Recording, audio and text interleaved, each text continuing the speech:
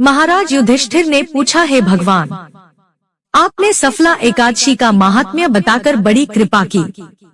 अब कृपा करके यह बतलाइए कि पौष शुक्ल एकादशी का क्या नाम है, उसकी विधि क्या है और उसमें कौन से देवता का पूजन किया जाता है। भक्तवत्सल भगवान श्री कृष्ण बोले, हे राजन, इस एकादशी का नाम पुत्रदा एकादशी है। इसमें भी नारायण भगवान की पूजा की जाती है। इस चर और अचर संसार में पुत्रदा एकादशी के व्रत के समान दूसरा कोई व्रत नहीं है। इसके पुण्य से मनुष्य तपस्वी, विद्वान और लक्ष्मीवान होता है। इसकी मैं एक कथा कहता हूँ, सो तुम ध्यान पूर्वक सुनो। भद्रावती नामक नगरी में सुकेतुमान नाम का एक राजा राज्य करता था। उसके कोई पुत्र नहीं था। उसकी स्त्री का नाम शैव्या था। वह निपुत्र होने के कारण सदैव चिंतित रहा करती थी। राजा के पितर भी रो रो कर पिंड लिया करते थे और सोचा करते थे कि इसके बाद हमको कौन पिंड देगा। राजा को भाई, बांधव, धन, हाथी, घोड़े, राज्य और मंत्री, इन सब में से किसी से भी संतोष नहीं होता था।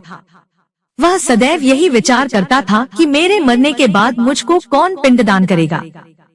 बिना पुत्र के पितरों और देवताओं का ऋण में कैसे चुका सकूंगा। जिस घर में पुत्र न हो उस घर में सदैव अंधेरा ही रहता है। इसलिए पुत्र उत्पत्ति के लिए प्रयत्न करना चाहिए। जिस मनुष्य ने पुत्र का मुख देखा है वह धन्य है। उसको इस लोक में यश और परलोक में शांति मिलती है, अर्थात उनके दोनों लोक सुधर जाते हैं। पूर्व जन्म के कर्म से ही इस जन्म में पुत्र, धन आदि प्राप्त होते हैं। राजा इसी प्रकार रात दिन चिंता में लगा रहता था। एक समय तो राजा ने अपने शरीर को त्याग देने का निश्चय किया, परंतु आत्मघात को महान पाप समझकर उसने ऐसा नहीं किया। एक दिन राजा ऐसा ही विचार करता हुआ अपने घोड़े पर चढ़कर वन को चल दिया तथा पक्षियों और वृक्षों को देखने लगा।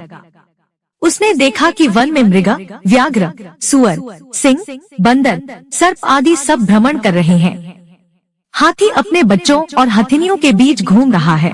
इस वन में कहीं तो गीदड़ अपने कर्कश स्वर में बोल रहे हैं, कहीं उल्लू ध्वनि कर रहे हैं। वन के दृश्यों को देखकर राजा सोच विचार में लग गया।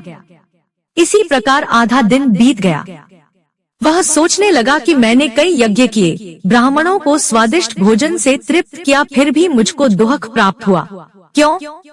राजा प्यास के मारे अत्यंत दुखी हो गया और पानी की तलाश में इधर उधर फिरने लगा।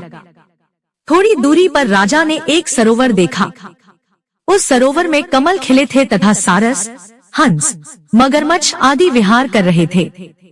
उस सरोवर के चारों तरफ मुनियों के आश्रम बने हुए थे। उसी समय राजा के दाहिने अंग फड़कने लगे। राजा शुभ शकुन समझकर घोड़े से उतरकर मुनियों को दंडवत प्रणाम करके बैठ गया। राजा को देखकर मुनियों ने कहा, हे राजन, हम तुमसे अत्यंत प्रसन्न हैं। तुम्हारी क्या इच्छा है सो कहो। राजा ने पूछा, महाराज आप कौन हैं और किस लिए यहाँ आए हैं, कृपा करके बताइए। मुनि कहने लगे कि हे राजन, आज संतान देने वाली पुत्रदा एकादशी है। हम लोग विश्वदेव हैं और इस सरोवर में स्नान करने के लिए आए हैं। यह सुनकर राजा कहने लगा कि महाराज, मेरे भी कोई संतान नहीं है। यदि आप मुझ पर प्रसन्न हैं तो एक पुत्र का वरदान दीजिए। मुनि बोले, हे राजन, आज पुत्रदा एकादशी है, आप अवश्य ही इसका व्रत करें।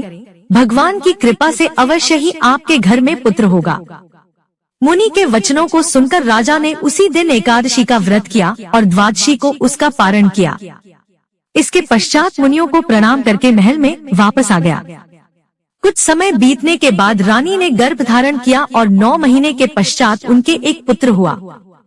वह राजकुमार अत्यंत शूरवीर, यशस्वी और प्रजापालक हुआ। श्री कृष्ण बोले, हे राजन, पुत्र की प्राप्ति के लिए पुत्रदा एकादशी का व्रत करना चाहिए।